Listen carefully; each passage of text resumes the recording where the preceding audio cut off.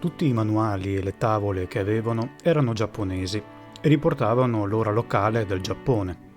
Per questo motivo mantenni il mio orologio sincronizzato su quell'ora, quando lasciai Nishinomiya. Man mano che procedevo verso est, la differenza di tempo continuava a crescere, e da quel momento in poi le ore sull'orologio erano chiaramente sfasate rispetto al ciclo del giorno e della notte sulla Mermaid. Dovetti abituarmi a fare mentalmente il necessario adattamento ogni volta che guardavo il mio orologio. In realtà lo usavo solamente per verificare i risultati delle mie letture sul sestante. Era tutto quello di cui avevo bisogno, perché non dovevo dar conto del lavoro svolto o ricordare qualche appuntamento. La vita a bordo della Mermaid non era regolata dal mio segnatempo, ma dal sole. Così scriveva Kenichi Orie nel 1962, a ricordo della sua memorabile attraversata del Pacifico che lo aveva consacrato come il primo giapponese al mondo ad essere riuscito in quell'impresa. L'orologio a cui si riferiva Kenichi era un Citizen Parawater che usava per aiutarsi nella navigazione. Si trattava del primo orologio giapponese resistente all'acqua, in seguito protagonista di test estremi che hanno segnato un'epoca. Una storia vincente che merita di essere riscoperta in questa seconda puntata di Storie di orologeria meccanica.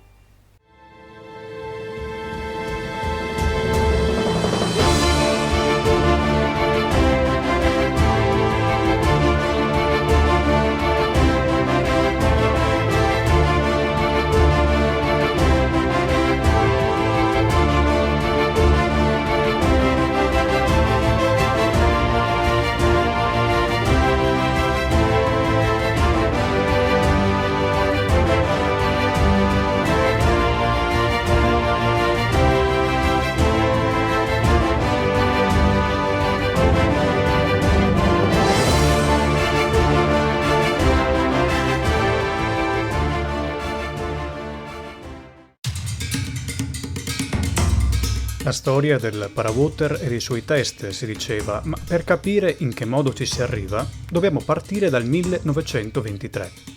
Nelle aule di fisica della Tokyo Eiger Technical School si sta svolgendo una competizione di orologi da tasca in occasione del Commemorative Peace Exhibition. Gli sfidanti sono 4, 2 case giapponesi, una svizzera e un'americana. Vincerà chi al termine delle 3 giornate previste riporterà il minimo ritardo sui quadranti dei suoi orologi.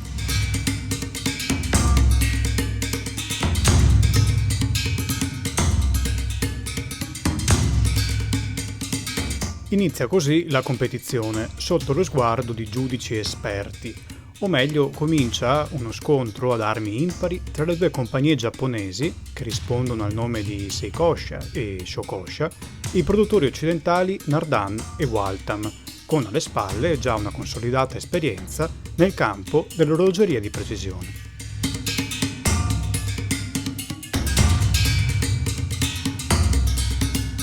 Ma non si può negare che non si respiri aria di sfida anche su un altro fronte minore, per essere chiari, fra le 2 case giapponesi.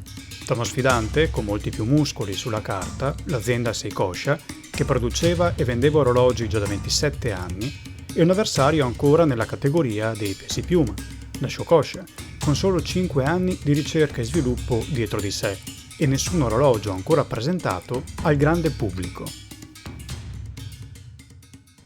Come previsto, i marchi giapponesi ne escono piuttosto male.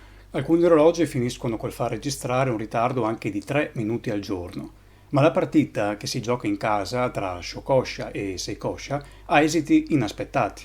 Se infatti gli orologi Seikosha riportano una variazione che oscilla dai -6 ai -66 secondi al giorno, con differenze notevoli anche fra gli stessi modelli in gara, i segnatempo di Shokosha si rivelano più regolari nella marcia, con una media di soli -48 secondi. Kamekichi Yamazaki, ex gioielliere di Tokyo e già fondatore di Shokosha dal 1918, esce fiducioso da quella sfida, pronto a lanciare sul mercato il suo primo prodotto. Ed è così che nel 1924 il Shokosha Institute presenta il Caliber 16. Serve però un nome più alla portata di tutti, qualcosa capace di rendere fin da subito familiare quel prodotto nella percezione comune. Yamazaki chiede così consiglio all'allora sindaco di Tokyo, Shinpei Goto, suo grande amico.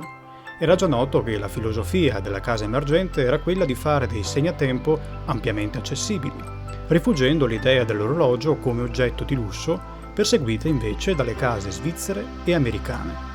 Il nome da scegliere doveva dunque rappresentare la più perfetta espressione, capace di mettere al centro non tanto un segnatempo e il movimento che lo animava, ma il suo possessore, un uomo qualunque. Nasce così Citizen, il cittadino. Si può dire che il primo orologio di quella che noi oggi conosciamo come Citizen sia nato per impulso di quella prima competizione, disputata all'Istituto di Tecnologia di Tokyo. Ma non sarà un caso isolato, perché alcuni anni dopo saranno sempre delle sfide che non solo accompagneranno la nascita di altri segnatempo, questa volta da polso, ma che ne permetteranno anche il riconoscimento come orologi di grande qualità costruttiva.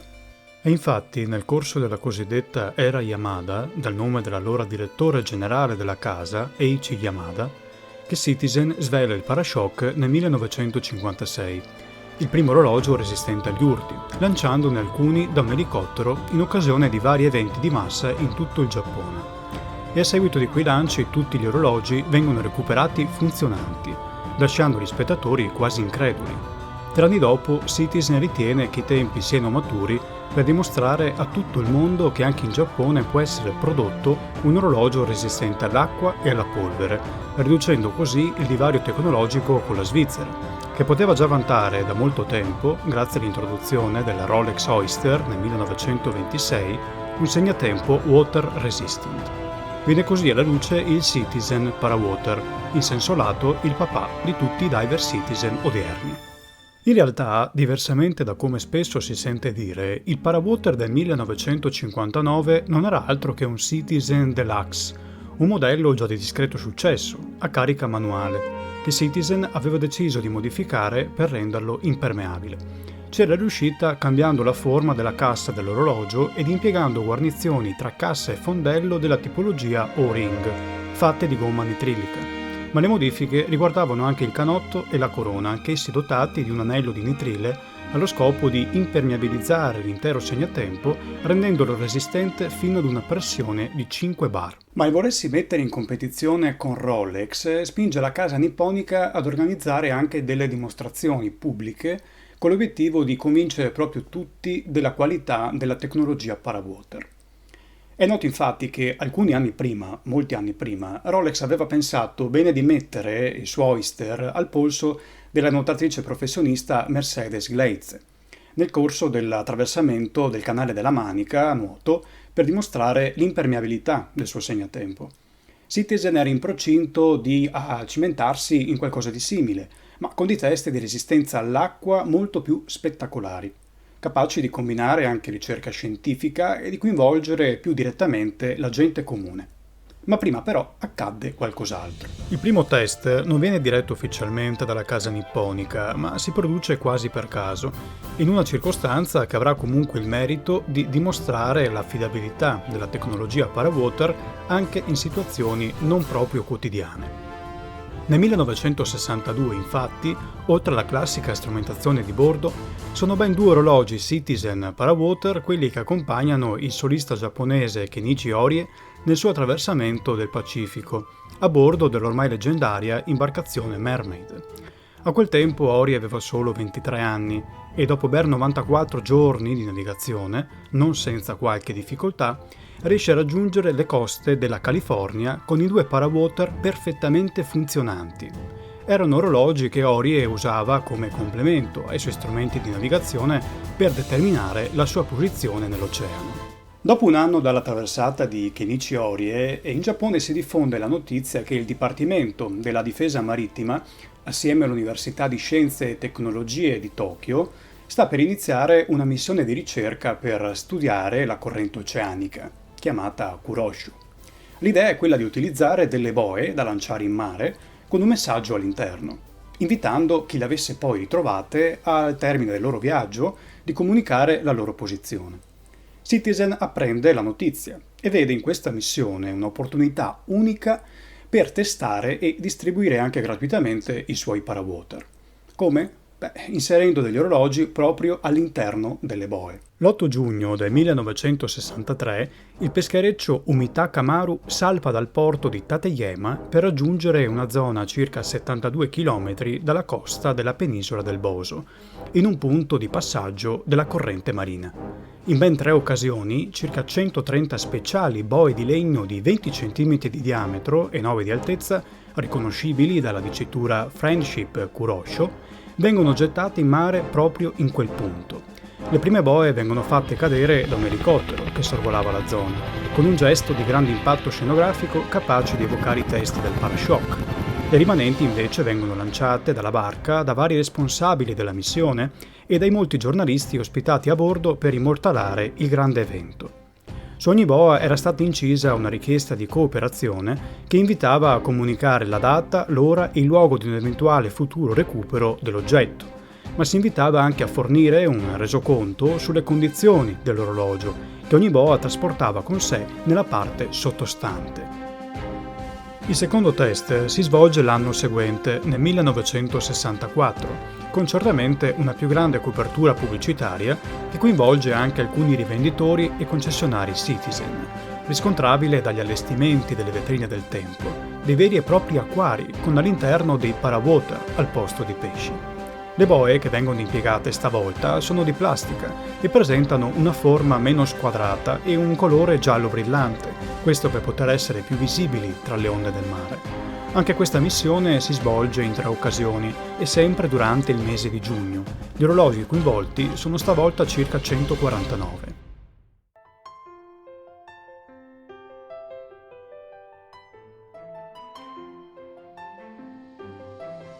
Entrambe le missioni sono un successo. Le boe che infatti dopo alcuni mesi o anni vengono localizzate e recuperate, con degli orologi ancora all'interno, rivelano che quest'ultimi sono ancora perfettamente funzionanti e non allagati. Un parawater che ad esempio era stato lanciato in mare durante la campagna dei test del 1964 dalle coste di Tottori viene localizzato dopo ben 6 mesi di navigazione in ottime condizioni, quasi prossimo a raggiungere le coste americane. Un altro esempio è quello della celebre boa numero 24, ritrovata dopo 6 mesi in pessime condizioni da un uomo giapponese di 43 anni, ma con l'orologio al suo interno che non aveva perso un colpo. Ma quali furono gli orologi protagonisti di queste lunghe traversate?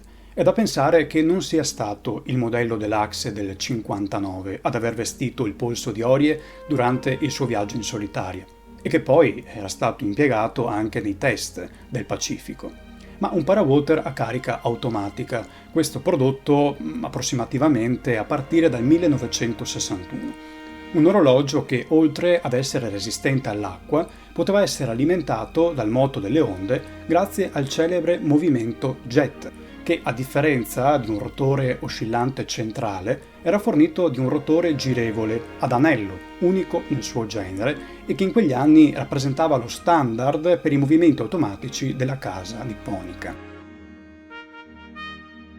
Si può pensare che quelli posseduti da Orie fossero stati dei jet automatic equipaggiati coi calibri della serie 03, che a differenza della serie 11 non erano ancora provvisti di datario, come appunto si può dedurre dalle sequenze iniziali del film Alone Across the Pacific, diretto da Kon Ichikawa nel 1963 ed ispirato fedelmente al gesto sportivo del velista giapponese.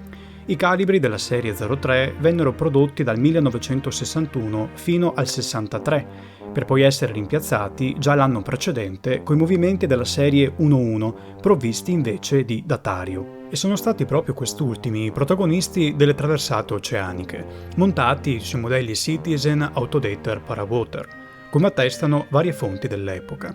Si trattava di modelli new entry, resistenti all'acqua, disponibili in 4 varianti, a seconda del numero di rubini presenti nel calibro, e venduti dalla casa a partire da un prezzo di circa 10.000 yen.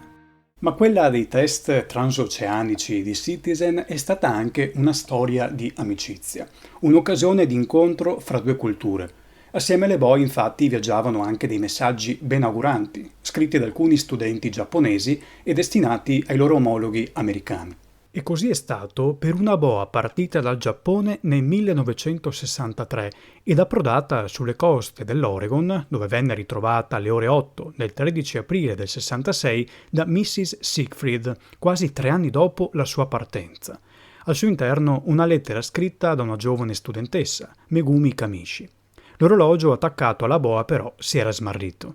Una volta contattata Citizen, Mrs. Siegfried ricevette non solo una risposta in inglese da parte di Megumi, ma anche alcuni regali dalla casa nipponica per compensare lo smarrimento dell'orologio, vari libri sulla cultura giapponese e ben 2 orologi parawater.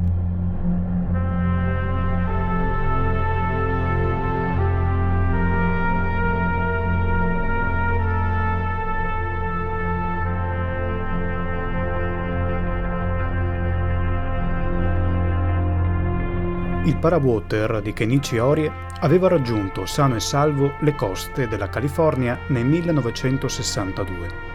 Chissà se invece il parawater che accompagnava la lettera della giovane Megumi aveva voluto fare la storia perdendosi volontariamente nell'oceano, obbedendo alle volontà di Cronos, e questo per tramandare per sempre, adagiato sul fondo del Pacifico, questa storia di orologeria meccanica.